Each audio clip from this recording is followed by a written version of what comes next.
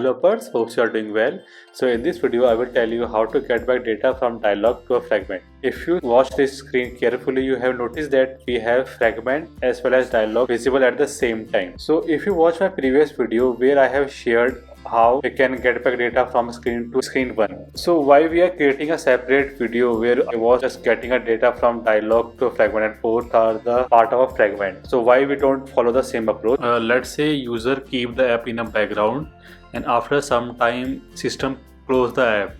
So in this scenario, whenever that fragment will recreate by the system, then we have current fragment as a dialog instead of a screen 1. So for this dialog case, we need a little bit a difference. We need to get an exact object of this fragment, then we need to register for that specific key, and there will be a one more difference. As for this case, we are not using a current fragment, but we are trying to get a fragment from backstack entry. So we need to observe for its life cycle as well. So let's see how we can achieve this in a code. Let's go to screen on fragment. So initially we need to get the fragment from stack and we need to find it by its ID. Screen 1, just copy this part and paste it here. Now we have a backstack entry for this fragment. And next thing will be we need to observe for its life cycle. Add observe. So now here if we are adding an observer, then similar way we need to remove an observer as well. So we need to create a local variable for it. We'll call it dialog observer. Android provide us an inbuilt class which will tell us all the events of this fragment. Let's say this fragment is on create, on start, on resume, on stop, and on destroy. We will get those information with the help of a class called lifecycle event observer. So lifecycle event observer will take two arguments. First will be source. We don't need source. Next thing will be we require event. Just ignore this part for now and just add. Now we have add observer. So next thing will be remove observer. So when did we remove this observer? So whenever this fragment will destroy, we need to remove this observer. So we will just simply call view lifecycle owner dot lifecycle. So we need to add observer for current fragment lifecycle observer, and again we will call lifecycle event observer. This will be again same as source comma event. So whenever current fragment lifecycle is destroy, okay, lifecycle dot event dot on destroy. So whenever we have a life cycle of on destroy, at this time we need to remove observer. We just simply save this state as well, call it dialog life cycle.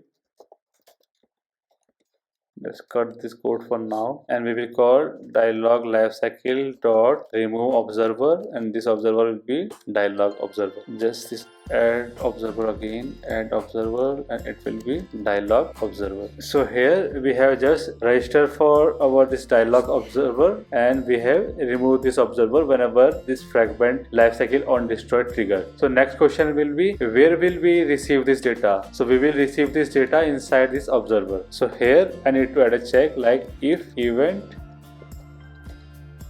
is equal to this screen 1 fragment should always be in resume state.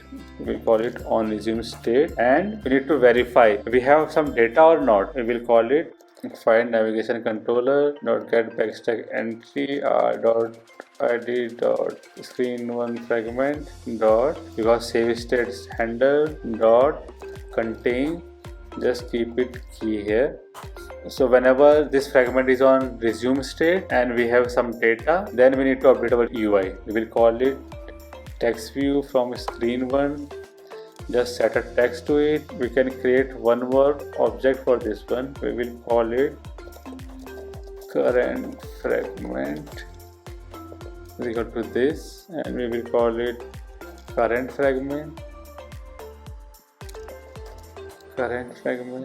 This will be current fragment dot save state handle dot get key. Now we have registered for this. Now next action item will be send data from dialog. Just go to your dialog Now just add the positive button here, set positive button. We'll call it r.string.alert positive, and just add a click listener to this one. You don't need to do anything. Just call find navigation controller previous backstack, because we need to update for this action item. The previous fragment will be this screen one. We'll call it previous backstack entry dot save state handle dot set. Key will be your key and value will be 123, and we will call it create. Now here we have fetched the previous fragment, set this key with this value. Let's see how it works. Now from this I click on this dialog. We have this alert, click on yes, and we receive this value. So this way we will get back data from dialog to our corresponding fragment. So that much for this video.